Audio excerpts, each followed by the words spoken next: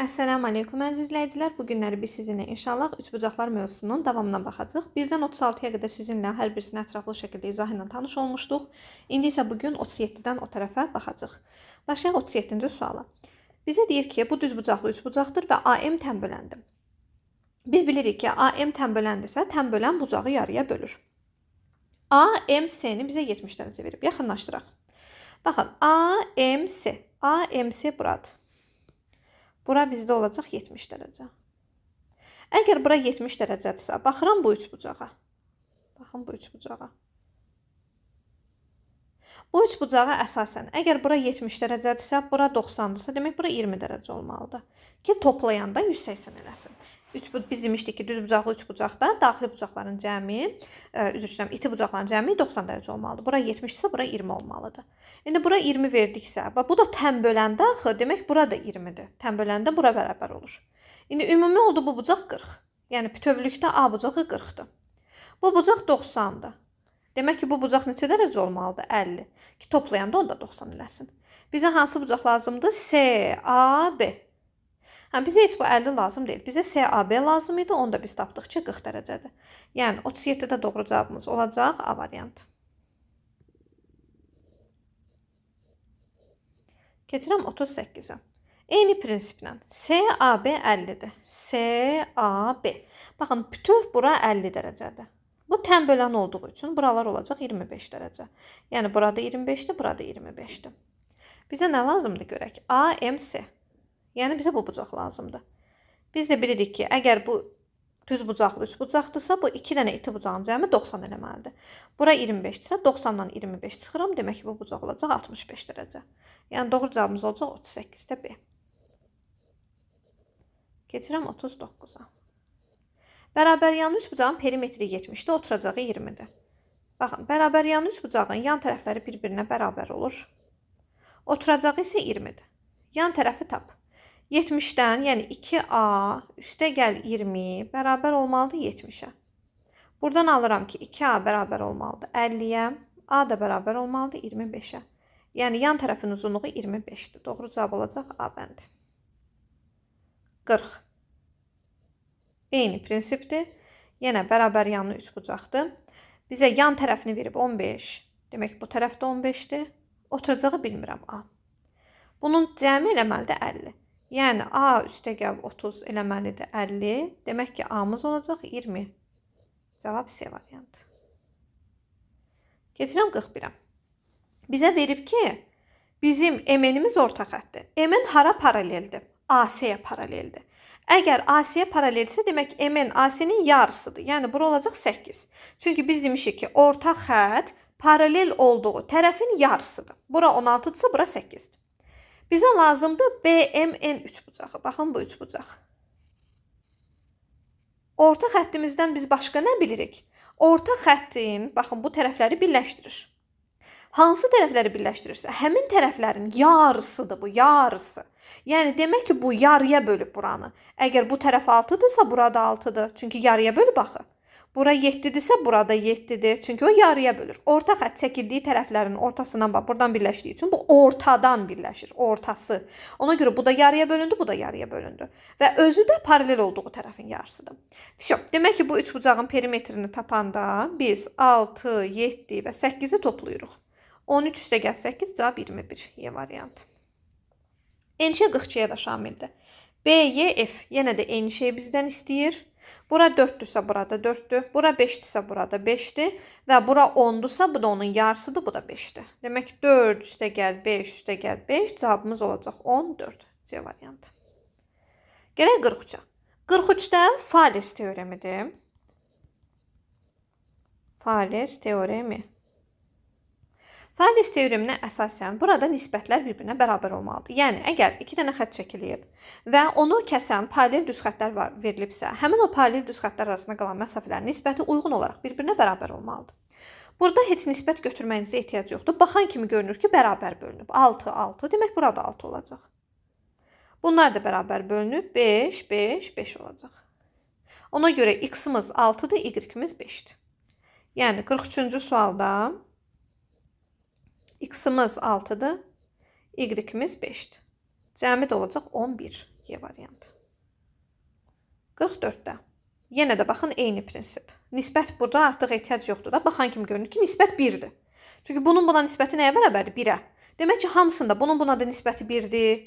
Bunun buna da nisbəti 1-dir. Bunun buna nisbəti 1-dir. Yəni hamısında burada nisbətlər 1-ə bərabərdir. Yəni hamısı bərabərdir də bir-birinə. Bura 7-dir. Buralarda 5, 5. Demək ki, n üstəgəl m. 7 üstəgəl 5. Cavab olacaq 12. B bəndi.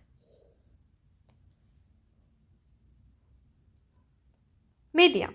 Medianlarla bağlı biz bilməliyik ki, medianlar kəsişmə nöqtəsində təpədən başlayaraq 2-nin 1-ə nisbətində bölünür. Yəni, baxın, bu mediandır. Təpədən haradır? Təpə buradır. Bura təpə deyil, bilirsiniz bunu. Təpələr haradır? A, B və C. Təpədən başlayaraq gedirsiniz 2-nin 1-ə. Yəni, bura 2x-dır, bura x-dır. Yəni, 2-nin 1-ə nisbəti 2, 1. Məsələn, burada təpədən başlayaraq gedirik. Baxın, burada. Təpədən başlayaraq gedirik. Bura 2y-dir, bura y-dir. Fərqli şeylərdir. Yəni, medianlar bərabər olmaya da bilər. Bərabər tərəfli üçbucaq olsa, hə, deyərəm, bütün medianlar bərabərdir. Amma bu ixtiyari bir üçbucaqdır. Medianlar bərabər ola da bilər, olmaya da bilər. Və sonuncusunu da çəkim, onu da sarı ilə eləyim. Buradan bura. Yəni, bura 2z-dir, bura z-dir. Yəni, təpədən başlayaraq 2-nin 1-ədir. Bir variantlarla uyğunlaşdıraq. Birinci A variantı. BM, BK. BM, BK. BM nə qədərdir? 2. Yəni, lap heç buna sən x, y, z-dən eləmə. 2, 1 kimi düşün. BM nə qədərdir? 2. Gəlin, qırmızı ilə yazım, rahat görsənsin. BM 2. BK nə qədərdir? Əgər bura 2-dir, bura da 1-dirsə, birləşdirsək BK olacaq 3. Demək ki, BM bölü BK 2-nin 3 olmalıdır. Bu 1-in 2-yə verib. Səhvdir. Sonra baxaq B variantına. AM, MF. AM, MF. AM buradır 2, MF buradır 1. Olmalıydı 2-nin 1-ə. Verib 3-ün 2-yə. Səhvdir. Elə burada altda görsənir, D-yə baxaq. AM, AF. AM nədir? Buradan bura qədər 2. AF nə qədərdir? Bura 1-dir, bura 2-dirsə toplasaq AF 3-dür. Yəni AM 2-dir, AF 3-dür. Nisbəti də olur 2-nin 3-ə. Cavab elə D-dir. 45-də D-dir. Amma gəlin digər variantlara da baxaq hər ehtimal. C-lə Y-yə də baxaq. Həmişə cavabı tapsaz belə digər variantlara baxın. Bəlkə siz hardasa səhv eləmisiniz. AM, AF. AM, AF. Biz bayaq doğru cavabı tapdıqda zaten D variantıdır. AM, AF-yə tapdıq ki 2 bölü 3 olmalıdır. Bu 1 bölü 3 verib. Və CM, MY. CM, MY. CM 2-dir, MY 1-dir. 2-nin 1 olmalıydı. 3-ün 1-ə verib. Yəni səhvdir. Həqiqətən də cavabımız oldu da bəndi. Gəlin indi bura baxaq. Bu səfər doğru deyil deyir. OB böl FB. OB 2-dir. FB. FB-də ümumi 3-dür. 2-nin 3-ə. Düzgündür. OF FB. OF nədir? 1. FB nədir? Sona qədər 3. 1 böl 3. Bu da 1 böl 3 verib düzdür. Bu düzdür, bu düzdür. Y-yə baxaq. OK, OA. OK 1, OA 2. 1 böl 2. Düzdür. OB, OF. Yaxınlaşdırıram təzədən. OB 2-dir, OF 1-dir. 2-nin 1-ə. Düzdür. Və CO, OY. CO 2-dir, OY 1-dir. 2-nin 1-ə. Verib 3-ün 1-ə. Demək ki, səhv olan budur, D bəndi. Doğru cavab 46-da oldu, D bəndi. Gecə 47-yə. Deyir, AB BC-yə bərabərdir. Yəni, bu bərabər yanlı üçbucaqdır. Bunu nəyə görə verib? Oturacaq biçik bucaqların bərabərliyindən istifadə edəcək demək ki. AC AD-yə bərabərdir. AC AD-yə bərabərdirsə, demək, baxın, bunun içindəki bu üçbucaqda bərabər yanlı üçbucaqdır. Baxın, bu. Demək, bu üçbucaq da bərabər yanlıdır. Burada da oturacaq biçik bucaqlar bərabərdir. B bucağı 50 dərəcədir. Siz dərhal deməlisiniz ki, əgər bizim B bucağımız 50 dərəcədirsə, demək ki, oturacağı biçik bucaqlar 180-dən 50 çıxıram 130, 130-u da 2-yə bölürəm 65. Yəni, bu bucaqda bütöv 65-dir, bu bucaqda 65-dir. Buranı yazmıram, çünki bura 2 yerə bölünüb. Yazsam biraz qəşəng görsənməyəcək. Bura 65-dirsə, axı bu bərabər yanlı 3 bucaqdır. Demək bu bucaq da 65-dir. Yəni oturacağı bitişik olan 2 dənə bucaq, ikisi də 65-ə bərabərdir. Burada 65-dir. Bərabər yanlı idi axı. 65-dən 65 130 eləyir. Demək ki, bura olacaq 50 dərəcə. Bizə görək nə lazımdır? BAD. Bizə bu bucaq lazımdır. Biz də bayaqları sizə nə dedik? Dedik ki, bu oturacağı bitişik bucaqlar bərabərdir. Yəni burada 65-dir, burada 65-dir. Sadəcə qəşəng görsənməyəcək deyə mən ora 65-i yazmamışdım. Bura 50-dir, artıq buranı tapa bilərəm. Ümumi 65 olması üçün burada olmalıdır 15 dərəcə. Yəni cavabımız olacaq B bəndi. 48-ə baxaq. B bucağı 36-dır. Yenə də bərabər yanlı 3 bucağa görə 180-dən 36 çıxıram 144. 144-də 2-yə bölüm 72. Yəni burada 72-dir, bu bucaqda 72-dir. Sadəcə yenə də deyirəm, sərgəli olmayacaq deyə yazmıram. Sonra nə verib bizə? AC ilə CD bərabərdir. AC ilə CD. AC ilə CD bərabərdirsə, oturacağı bitişik bucaqlarımız hansılardır? Baxın bunlar. Çünki bu yandan bu yan bərabərdir. Bunun bitişikləri nədir? Bunlar. Oturacağı bitişik bucaqlarımız bunlardır. Demək, təpə bucağı 72-dirsə, 180-dən 72 çıxıram, qalır 108. 108-i də bölürəm 2-yə, bu bucaqlar eləyir 54 dərəcə. Oturacağı bitişik bucaqlar bərabər oldu. İkisi də 54. Mənə nə lazımdır? BAD. Yəni mənə bu bucaq lazımdır. Ümumi cəm 72 eləməlidir. Əgər bura 54-dürsə, 72 eləməsi üçün 72-dən çıxıram 54. Cavab edir 18. Yəni cavabımız oldu Y bəndi. 48 Y. 49. Tərəfləri 7 və 15 olan bərabər yəni üçbucağın perimetrini tapın. İki cür ehtimal var. Nə bilək ki, tərəfləri 7 oturacağı 15-dir. Yoxsa tərəfləri, yəni yan tərəfləri 15 oturacağı 7-dir. Hansı üçbucaqdır? Hansı üçbucaq bizdə üçbucaq bərabərsizliyini ödəyirsə odur. Bəs üçbucaq bərabərsizliyin nəyin ödədiyini, hansı tərəfin ödədiyini hardan bilirsən? Biz bilirik ki, üçüncü tərəf 7 ilə 15-in fərqi və cəminin arasında olmalıdır. Demək ki, sənin seçdiyin 7 ilə 15-dən başqa olan o üçüncü tərəf 8 ilə 23-ün arasındadır. Yəni, üçüncü tərəf təkrarən 7 ola bilməz. 7, 15 üçbucaq bərabərsizliyini ödəmir. Həqiqətən baxın, 15, 7-dən 7 çıx 0, 7 ilə 7-nin topla 14. Bəyəm 0 ilə 14-ün arasındadır? Yox. Demək ki, bu ola bilməz. Bu üçbucaq səhvdir. Doğru olan bu üçbucaqdır. 37 eləyəcək bizim perimetrimiz deyə bəndi. Çünki 8 ilə 23-ün arasında yerləşən tərəf 15-dir. Demək, biz 7 ilə 15-dən başqa olan o üçüncü tərəfə 15-i verəcəyik. Niyə başqa ədəd vermədiniz müəllimə? Bərabər yanlıdır axı. Ya sən 7-ni təkrarlatmalısan, ya da 15-i. 7-ni də təkrarlada bilmirik. Üçbucaq bərabərsizliyini ödəməz. Eyni prinsip 50-yə də aiddir. X nə ilə nəyin arasındadır? 22-dən 10 çıxıram 12, 22 ilə 10 toplayıram 32. Demək ki, üçüncü tərəfimizi elə bir ədəd seçirik ki, 12 ilə 32-nin arasındadır. Demək ki, 22-ni seçəcəyik. Tərəflərimiz olacaq 10, 22, 22. Toplayanda da olacaq 54. Yəni, cavab A bəndi. Keçirəm 51-ə. 51-dən siz bilməlisiniz ki, bizim 30, 60, 90 deyə bir üçbucaq növümüz var. Qızıl üçbucaqdır bu. Mən ona qızıl üçbucaq deyirəm. Qızıl üçbucaq, bucaqları 30, 60, 90 olan və sizin bu bucaqlara əsasən birbaşa tərəfləri təyin edə bildiyiniz bucaqdır. Bilməlisiniz ki, 30 dərəcəli bucağın qarşısı qayda kimi bunu əzbər bilməlisiniz. Kitablarda hamısında var. 30 dərəcəli bucağın qarşısı hipotenuzun yarısıdır.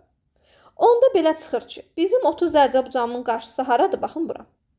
Bura hipotenuzun yarısıdır.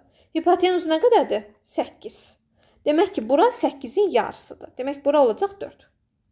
Bəs bu x nədir? X da 60-ın qarşısıdır. 60 dərəcəli bucağın qarşısı isə, bura 60 dərəcə. 60 dərəcəli bucağın qarşısı isə 30 dərəcəli bucağın qarşısının kökdə 3 mislidir. Yəni, 30 dərəcəli bucağın qarşısı 4-dürsə, 60 dərəcəli bucağın qarşısı olacaq 4 kök 3. Təbii ki, siz əgər o qaydanı bilmirsinizsə, bunu başa düşməyiniz çətin məsələdir. Amma qaydanı öyrənsə, sizin üçün bu heç nədir. Yəni, siz rahat başa düşəcəksiniz. Qaydanı bilməyən şagird videoya baxır, anlaya bilməz. Mən axı burada qayda sizə öyrətmirəm. Mən sizə sadəcə qaydanı xatırladıram ki, bax, bu qaydaya əsasən bu belədir. Mən burada qayda izah etmirəm, mövzu izah getmir burada. Sadəcə sizə bunun səbəbini izah edirəm. O qaydaya əsasən bu belədir. Yəni biz tapdıq ki, bura 8-dir. 30 daha doğrusu özü verib. 30 dərəcə bucağın qarşısı onun yarısı da 4-dür. 60 dərəcəli bucağın qarşısı 30-un qarşısının kökdə 3 mislidir. 30-un qarşısı 4-dür, onun kökdə 3 misli. Yəni o 4-ü kökdə 3-ə vururuq, 4 kökdə 3. Cavab olacaq A bəndi. 52. 52-də mən baxanda nə görürəm? Dərhal görürəm ki, bu orta xəttdir. Niyə? Çünki orta xətt birləşdiyi tərəfləri yarıya bölür. Gördüyünüz kimi 7 yarıya bölüb, 5 yarıya bölüb. Demək ki, bu orta xəttdir. Orta xətt paralel olduğu tərəfin yarısıdır. 4 hara paraleldir? AC-yə. Demək ki, bura olacaq 8. Onun yarısı da axı. Bura olacaq 8. Bizə lazımdır AC. Cavab elə 8 D bəndi. Növbəti olaraq baxırıq 53-cü sualımıza. Bizə deyir ki, ABC üçbucağının AC tərəfini tapın. Yenə də eyni prinsip. Bu orta xəttdir. Hardan bildim orta xətti? Çünki baxın, burada da 9 böldü, burada da 7 böldü. Demək ki, 3 paralel olduğu tərəfin yarısına bərabərdir. Yəni bura 6-ya bərabərdir. Doğru cavabımız olacaq 53-də B variantı. Keçirəm 54-cü sualımıza. 54-cü sualımızda bizə deyir ki, ABC bərabər yanlı üçbucaqdır və AB BC-yə bərabərdir. AD də DC-yə bərabərdir və ikisi də 6-dır. Əgər AD DC-yə bərabərdirsə, siz dərhal başa düşməliydiniz ki, çəkilmiş həmin bu BD düz xətti sizdə mediandır. Median olduğu üçün tərəfi yarıya bölüb. Əlavə olaraq da siz qaydanı yaxşı şəkildə bilsəniz, bilməliydiniz ki, bu bərabər yanlı üçbucaq olduğu üçün təpədən çəkiləni mütləq şəkildə təpədən çəkilməlidir. Yan tərəfdən çəkilmək olmaz. Yəni, məsələn, A-dan götürüm çəkim BC-yə, C-dən çəkim AB-yə, bu aid deyil. Mütləq şəkildə bərabər yanlı üçbucaqdan təpədən çəkilməlidir oturacağa. Təpədən çəkilmiş median həm hündürlükdür, həm də tənböləndir. Yəni, bu median həm hündürlükdür, həm də eyni zamanda tənböləndir. Bundan illaki bizə hər hansı biri lazım olacaq. Bizə deyir ki, ABC üçbucağının perimetri 32-dir. Bu bərabər yanlı üçbucaq idi. Yan tərəflərinə qoyuram AA və onun perimetrini tapıram. 2A üstə gəl 12 bərabərdir 32-yə. 2A bərabərdir 20-yə. Buradan da A bərabərdir 10-a. Gətirib A-nın yerinə 10 qoyaq. Demək ki, bizim tərəflərimiz oldu 10, 10. Bizə lazımdır BD-nin uzunluğu. Onu tapmaq üçün isə siz istifadə etməlisiniz Pifaqor teoremindən. Pifaqor teoreminə əsasən, baxın, bura 6-dır, bura 10-dur. Pifaqor üçbucaqlarına əsasən deyə bilərik ki, burada bizdə olmalıdır 8. Çünki 10-u 2-yə böləndə 5 eləyir, 6-nı 2-yə böləndə 3 eləyir. Demək ki, burada 4-ün 2 misli olmalıdır. Ona görə 8 deyə bilərik. Ümumiyyətcə, yaxşı olar ki, siz həmin o Pifaqor ədədlərində yazdıqlarımızın, xüsusən də 3, 4, 5-in 5 mislinə qədər olanlarını əzbər şəkildə biləsiniz. Yəni 10-la 6-nı görəndə artıq da bölüb tapmayın. Avtomatik bilin ki, 10-la 6-da Pifaqor ədədi 8-dir. Bununla da biz tapdıq ki, bizim BD tərəfimiz 8-dir. Yəni doğru cavabımız olacaq Y variantı. Keçirik 55-ci sualımıza. 55-ci sualımızda əgər bura 65 dərəcədirsə, bilirik ki, bu hissəmiz olacaq bizə 115 dərəcə. Bizə lazımdır ki, x nə ola bilməz? Biz bilirik ki, burada x xarici bucaqdır və üçbucağın xarici bucağı 180-in böyük ədəd ola bilməz. Yəni, daxili bucaqla xarici bucağın cəmi 180 dərəcə olur və bu, gördüyünüz kimi, kör bucaqdır. Yəni, 180-dən kiçik olmalıdır. Bəs nədən böyük olmalıdır? Əgər bu bucaq 115 dərəcədirsə, biz bilirik ki, x bucağı bərabərdir bu bucaqla 115 dərəcəli bucağın cəminə.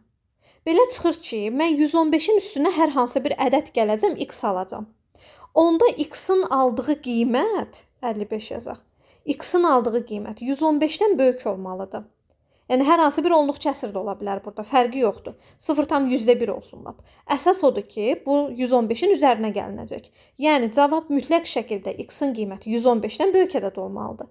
Və buradakı ədəd də maksimum elə bir ədəd olmalıdır ki, x-imiz 180-dən kiçik olsun. Çünki o, açıq bucaq ola bilməz. Kör bucaqdır. 180-dən kiçikdir, 115-dən böyükdür. Baxıram indi variantlara. 115 ilə 180-in arasında cavab olmalıdır. Cavab D variantı ola bilməz. Həqiqətən də niyə görə D variantı ola bilməz? Deyir ki, bizə x 105 olsun. Nətər x 105 ola bilər ki, təkcə bura 115-dir. Mənfi 10 gəlib üstünə.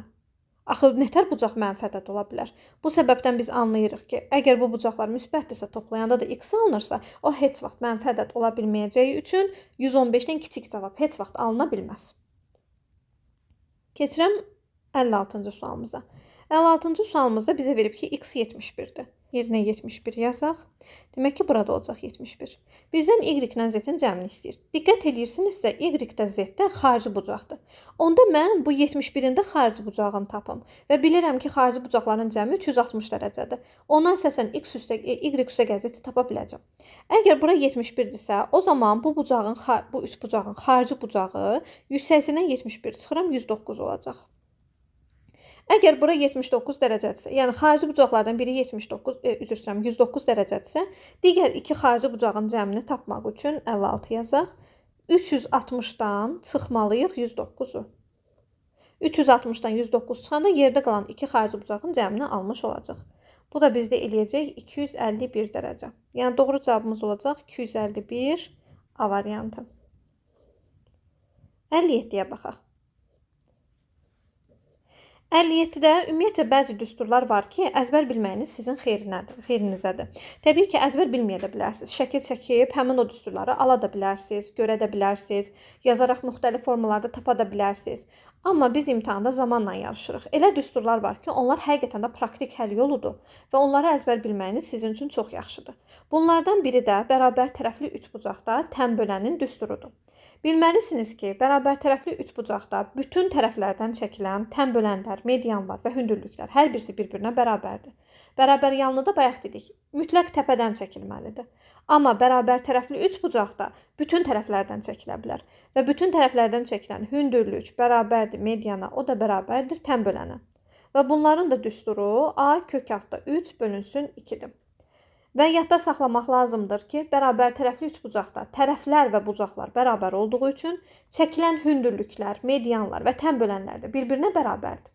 Yəni, məsələn, üçbucağın medianlarından biri 4-dürsə, mütləq ki, digər medianlar da 4-ə bərabərdir. Biri 4, biri 7 ola bilməz. Bu bərabər tərəfli üçbucağa aiddir.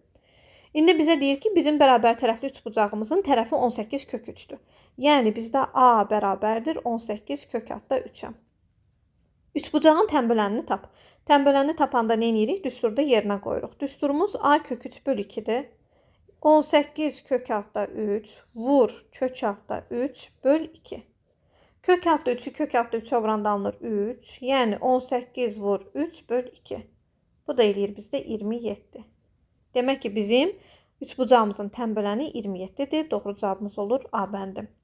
Və eyni prinsipi 58-ə də tətbiq edirik. Çünki median da eyni düsturundan tapılır. 24 kök altda 3-ü vururuq kök altda 3-ə, bölürük 2-yə. Alınacaq 24 vur 3 böl 2.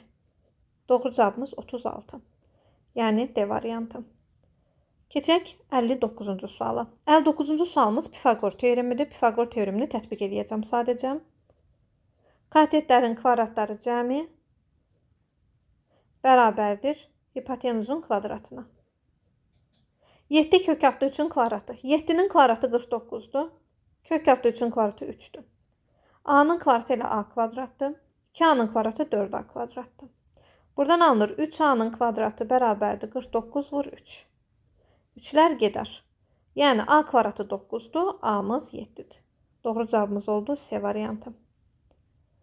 60-ı da eyni qaydada həll edirəm. 5 kök altda 3-ün kvadratı üstə gəl A-nın kvadratı bərabərdir 2A-nın kvadratına. 5 kök altda 3-ün kvadratını tapaq. 5-in kvadratı 25-dir, kök altda 3-ün kvadratı 3-dür. Üstə gəl A kvadrat bərabərdir 4A-nın kvadratına. Yenə də 3A-nın kvadratı bərabərdir 25 vur 3. Buradan da A-nın kvadratı bərabərdir 25-ə, A da bərabərdir 5-ə. Doğru cavabımız olur C variantı. Bunu təbii ki, başqa yolla da eləmək olardı. Başqa yol nədir? Bir şagird əgər Pifaqor teoremini tətbiq eləmək istəmirsə, şərtdən nəyə anlamalıydı? Məsələn, baxan kimi görməliydi ki, bura hipotenuzdur. Biz bunu bilirik və hipotenuz 2A-ya bərabərdir. Diqqət edirsinizsə, katetlərdən biri də A-ya bərabərdir. Nə zaman katet hipotenuzun yarısı olurdu? 30, 60, 90 üçbucağında. Bunu artıq biz videonun içində bir dəfə demişik. Demək ki, bu bucaq 30 dərəcədir, bu bucaq isə 60 dərəcədir. Yəni, buradan başa düşə bilərdiniz ki, bu bucaq bizim 30, 60, 93 bucağımızdır. Əgər 60-ın qarşısı 7 kök altda 3-dürsə, demək ki, 30-un qarşısı 7 olmalıdır ki, 60-ın qarşısı 10-un kök altda 3 misli olsun. Məsələn, bunu da məntiqi cəhətdən şifahi şəkildə baxıb tapa bilərdiniz, düstursuz. Eyni prinsip 60-da da. Əgər hipotenuz 2A-dırsa, katetlərdən biri A-dırsa, demək ki, bu 30 dərəcəli bucağın qarşısıdır, burada 60 dərəcədir. 60-ın qarşısı 5 kök 3-dürsə, 30-un qarşısı 5 olmalıdır ki, 60-ın qarşısı onun kök altda 3 misli olsun. Yəni 5 kök altda 3 olsun. Keçək 61-ə. 61-ci sualımızda bizdə üçbucaq bərabərsizliyidir. Üçbucağımızın iki tərəfi var. 5 və 7. Bilirik ki, üçbucağımızın üçüncü tərəfi yerləşməlidir. 7 və 5-in fərqi ilə cəminin arasında. Onda belə çıxır ki, perimetr hansı aralıqda yerləşəcək? 7-nin üstünə 5 gəlirəm, 12. Bir dəfə 12-nin üstünə 2-ni gəlirəm. Yəni, buradakı kiçik ədədi gəlirəm. 12-nin üstünə 2 gəlsəm, alınacaq 14. Yəni, perimetrin ən kiçik qiyməti 14-dən böyük ədəddir. 14 daxil deyil. Və ən böyük qiyməti də 7-nin üstünə 5 gəlirəm, 12. 12-nin də üstünə 12 gəlirəm, 24. Yəni, bizim üçbucağımızın perimetri 14 və 24-ün arasında bir qiymət alır. Ala biləcəyi ən böyük qiymət də 24-dən kiçik ən böyük ədədimiz nədir? 23. Yəni, cavabımız olur A bəndi. Eyni prinsipi 62-yə də tətbiq edək. Üçbucaq çəkirəm. Tərəflərimizdən biri 6-dır, biri 9-dur. Demək ki, üçüncü tərəfimiz 6 ilə 9-un fərqini tapıram və cəmini tapıram. Bu aralıqdadır. Onda perimetrimiz 6-nın üstünə 9 gəlirəm, 15. 15-in də üstünə 3 gəlirəm, 18. 6-nın üstünə 9 gəlirəm, 15. 15-in də üstünə 15 gəlirəm, 30. Yəni, perimetrimiz 18 və 30-un arasında bir qiymət alır. Ən kiçik dediyi üçün 18-dən böyük verə biləcəyimiz ən kiçik ədəd 19-dur. Doğru cavabımız olacaq B bəndi. Keçək 63-ə. Hansı düzbucaqlı üçbucaqdır? Üçbucaqlardan hansı Pifaqor teoremini ödəyirsə, həmin üçbucaq düzbucaqlı üçbucaqdır. Əlavə olaraq biz Pifaqor ədədlərində əzbər bilirik, ona əsasında tapa bilərik. 63-cü sualda bizim Pifaqor ədədimiz var. Baxanda görürəm ki, 8, 15, 17 Pifaqor ədədidir. Ona görə birbaşa C variantını yaza bilərəm. Və 64-cü suala baxaq. 64-cü sualımızda da Pifaqor ədədi var. Bu da D variantındadır. Biz bilirik ki, bu 3, 4, 5-in 3 mislidir. Və dediyim kimi, bunları əzbər bilsəz yaxşı olar. Əks halda, yəni Pifaqor ədədləri olmasaydı heç bir variantda, kvadratlar cəmindən baxacaqdınız. Ki, məsələn, 6-nın kvadratı 36-dır, 7-nin kvadratı 49-dur, 10-un kvadratı 100-dür. 36 ilə 49-un cəmi 100 vermiş. Demək ki, bu Pifaqor üçbucağı deyil. Yəni, düzbucaqlı üçbucaq deyil. Keçək 65-ə. Bizə deyir ki, ABC 65 dərəcədir. Bura yazıram 65. Baxın, bura 90-dır, bura 90-dır. Demək ki, bu bucağımız olmalıdır 115 dərəcə. Niyə görə? Çünki bu bucaqla bu bucağın cəmi 180 dərəcə olmalıdır. Yenə, niyə görə? Çünki bu 4 bucaqlıdır. 4 bucaqlının daxili bucaqları cəmi 360 dərəcədir. 2 dənə 90-ımız var burada. 180 eləyir. Demək ki, bu ikisinin də cəmi 180 olmalıdır. Demək ki, bu bucaq 65 dərəcədirsə, bu bucaq da 115 olmalıdır ki, toplayanda cavabımız 180 eləsin. Bizə nə lazımdır? AKS. AKS. Yəni, bizə bu bucaq lazımdır. Bilirik ki, bunlar qarşılıqlı bucaqlardır. Əgər bura 115 dərəcədirsə, demək ki, burada 115 dərəcə olacaq. Doğru cavabımız olur 115 B variantı. Gördüyünüz kimi cavabda 125 də var. Kimsə əgər 180-dən 65 çıxıb 125 alarsa deyə. 66-ya baxaq. Bizə deyir ki, BD CD-yə bərabərdir. BD və CD bərabərdir. Demək ki, bu üçbucaq bərabər yanlıdır. Əgər bu tərəf 130-dursa bu bucaq. Demək ki, bu bucaq olacaq 50 dərəcə. Bu bucaq 50 olduğu üçün oturacağa bitişik bucaqlar bərabərdir. Axı, bu bucaq da 50 dərəcədir. Və bu bizim üçbucağımızın xarici bucağıdır. Üçbucağın xarici bucağı onunla qonşu olmayan iki daxili bucağının cəminə bərabərdir. Demək ki, bu bucaq 2 dənə 50-nin cəminə bərabərdir. Yəni, doğru cavabımız olacaq 100 A variantı. 66 oldu A. 67.